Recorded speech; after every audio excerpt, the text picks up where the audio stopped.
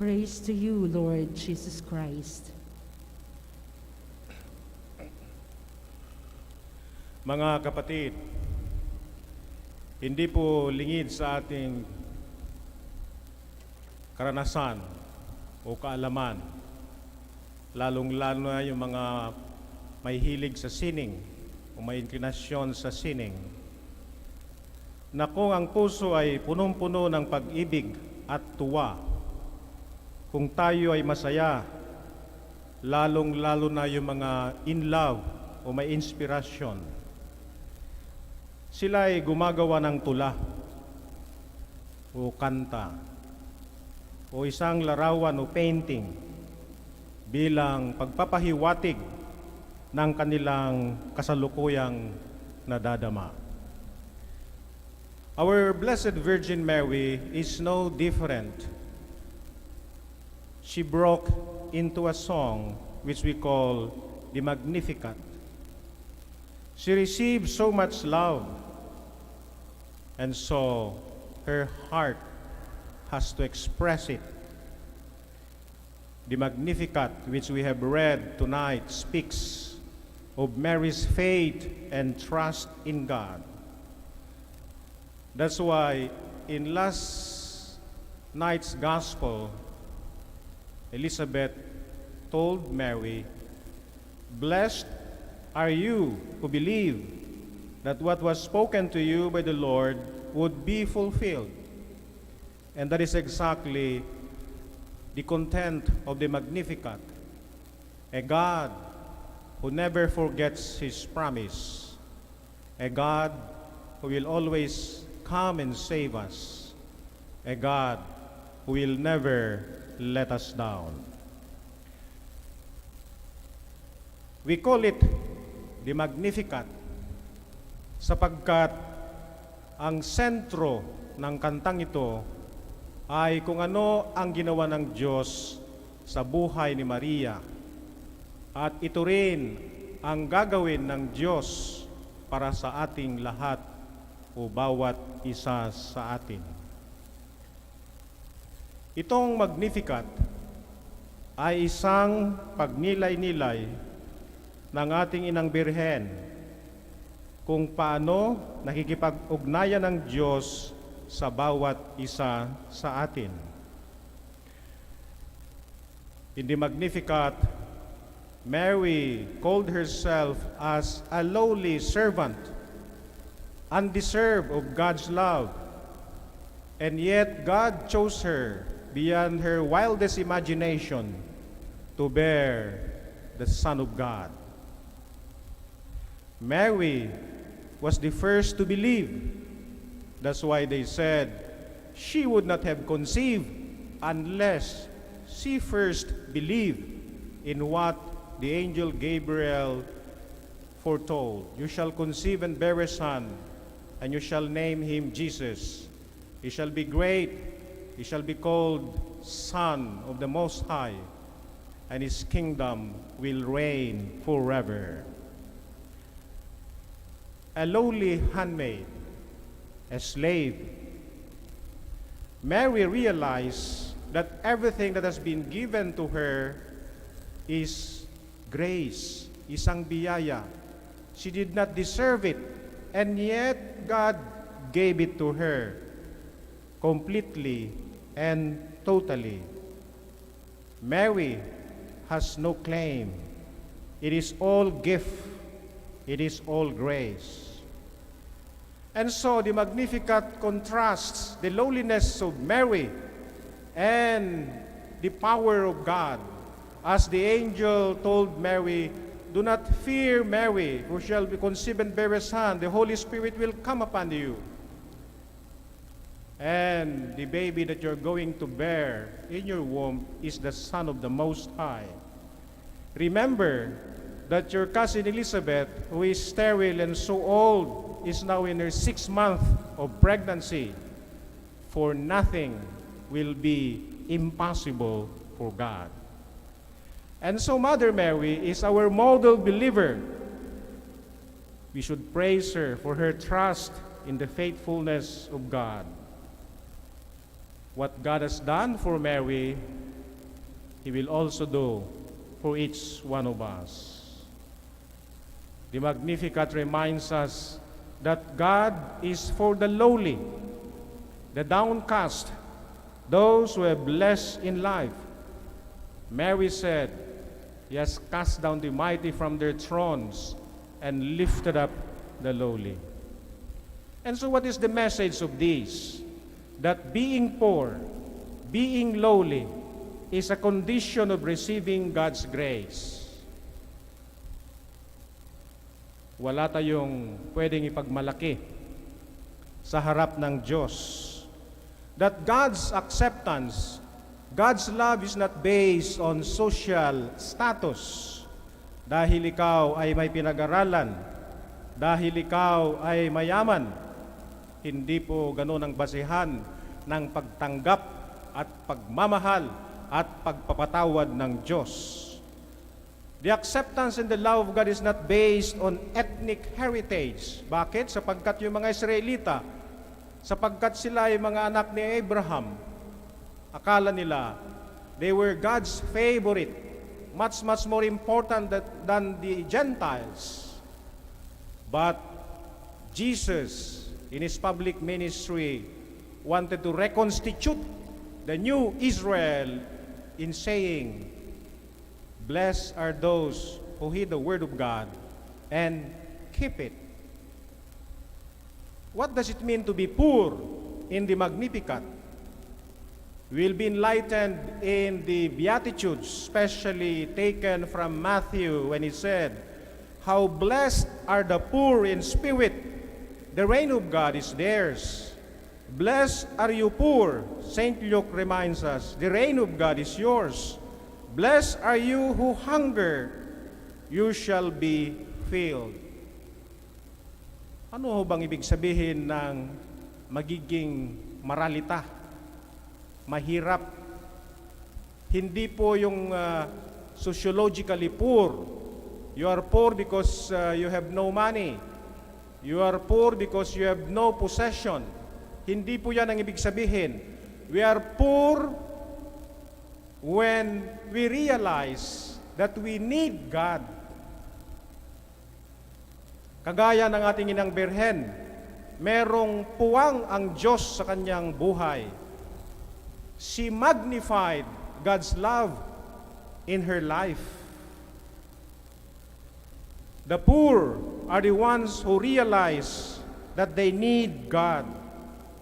Sapagkat meron namang mga mahirap, meron namang mga maralita na hindi nila kinakailangan ng Diyos. They feel that they do not need God. Meron namang mga mayayaman, pero they feel that without God, they are nothing. That's why Matthew 5, verse 3 tells us, how blessed are the poor in spirit. This desire to allow God to love us, this longing to allow God to love us, this hope and this faith that God will never abandon us. So being poor, this desire for God is a condition of receiving God's grace. Ito pong napakaganda, sapagkat hindi po pinipilit ng Diyos ang kanyang pagmamahal sa atin. Hindi po tayo pinipilit na maniwala o magtiwala sa kanyang pagkakalinga. It is not a coercive love. It is a love that is freely given. This is the mission of Jesus. This is the mission of the disciples. It is also our mission because Jesus will always be on the side of the poor. Those who realize that without God, they are nothing. And that's why when Jesus started His public ministry, when He opened the scriptures and He read from Isaiah, He read, "The Spirit of the Lord is upon me. Therefore He has anointed me. He has sent me to bring glad tidings to the poor, to proclaim liberty to captives, recovery of sight to the blind, and release to prisoners, to announce a year of favor from the Lord. Yes, we are poor when we realize our need for God, that God loves us beyond measure when we allow God to love us. Bakit napaka-importante yung pagmamahal ng Diyos? Bakit kailangang maniwala tayo sa pagkalingat pagmamahal ng Diyos? Alam nyo, yung mga psychologists, sinasabi po nila na kapag yung bata nasa sinapupunan pa at nakakaranas ng rejection, ayaw ng nanay, gusto niyang i-abort, kitilin ang buhay sa kanyang sinapupunan, nararamdaman po yan ng bata. At ito po ay merong masamang consequences, negative effect, sabi ng mga psychologists, kapag lumalaki na yung bata. Problems, mayroon siyang problema sa relationship. She will have a difficult childhood because even in the womb, she already felt unwanted, unloved. We can only find fulfillment. We are able to relate to one another. We can only have the capacity to love and to share if we allow God to love us first. Merong unang nagmahal. Merong unang nagpahalaga sa atin.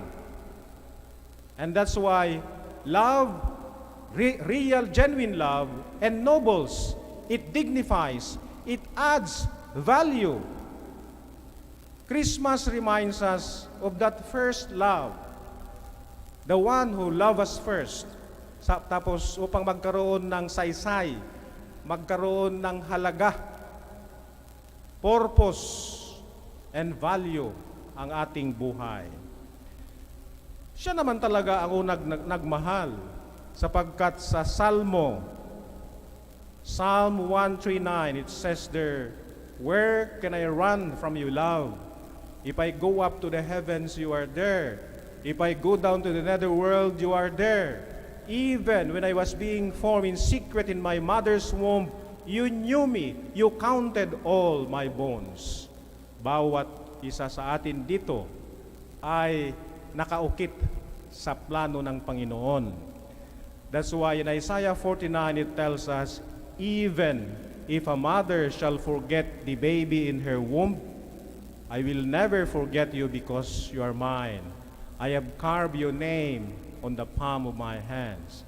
God knows each and every one of us. God knows what we are going through. And He will never let us down. Kaya yung pagmamahal ng Diyos ay masyadong importante, sapagkat sinabi po ni Saint Therese of Calcutta, it is when we are so full of God's love, kapag naranasan natin yung tunay na pagmamahal ng Diyos, ito rin ay nagbibigay na nag-uudyok sa atin upang ibahagi natin itong pagmamahal ng Diyos sa iba. Kaya nga, dalawang importanteng utos lang ang binigay ng Panginoong Jesucristo sa atin: love God with all your heart, with all your mind, with all your strength, with all your soul. And secondly, love your neighbor as yourself. Kapag hindi mo naranasan yung pagkalinga, pagmamahal at pag-aaruga at pagpatawad ng Diyos sa iyong buhay, ano ba ay pamahagi mo sa iba? Because Jesus said, when He was about to go up to heaven, He said, "Love one another as I have loved you." So in other words, Christmas is a reminder of the one who loved us first. Christmas is a reminder of the one who accepts us in spite of who we are. Because that is our nature. What is our nature? To be loved and to love. Love ennobles. Love adds value. Love dignifies. Even the lowest form of creatures, like animals, they have this nature. Paano pa kaya ang tao? created in the image and likeness of God. Alam niyo po, merong dalawang aso na merong pedigree na napadpad dito sa seminaryo. Nung una, sila ay nakakatakot tignan, payatot, at parang mabagsik. Pero mukha silang malungkot. Pero meron ding mga pare na mahilig sa aso. Inalagaan nila itong mga dalawang aso. Nilinisan, pinaliguan, pinakain. After some time, naging maamo na ang mga aso. Masaya na sila at malambing na. That's the law of nature. And we are not excluded from it. Give love in order to receive love. Sabi ng iba, malungkot ang buhay ko. Why? Because they are so self-centered. They don't have the capacity to share whatever they have, not only material things, but their own life.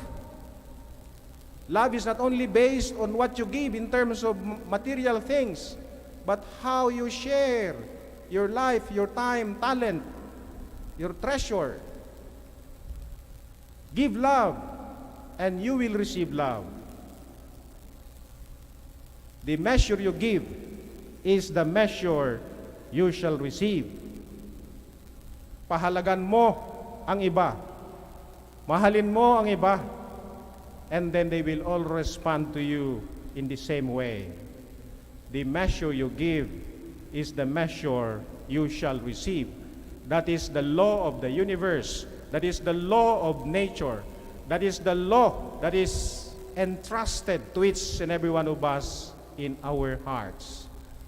That's why God said, I will take away their stony hearts, and I will give them a natural heart, so that they will obey my commandment. And what is that commandment? The commandment of love. Magpapahalaga sa isa't isa. And then, they shall be my people, and I will be their God. Kaya mga kapatid, sa ating pagsisimba, sa siyam na araw ng novena natin, there is only one thing that is important, and that is allow God to love us. And when we experience that love of God, personal, particular, then we are enabled, we are strengthened to share that love to others. Sa panghuli, sabi ni Santo Papa Francisco, nothing in nature lives for itself. Rivers do not drink their water. Trees do not eat their own fruits. The sun does not shine for itself, and flowers do not spread their fragrance for themselves. Living for others is a role of the universe. We were all born to help each other. Merong unang nagmahal. Merong unang nagpahalaga sa atin. And so, we are capable of sharing love to others. It is only then that we can find joy, security, and fulfillment. The measure you give is the measure you shall receive.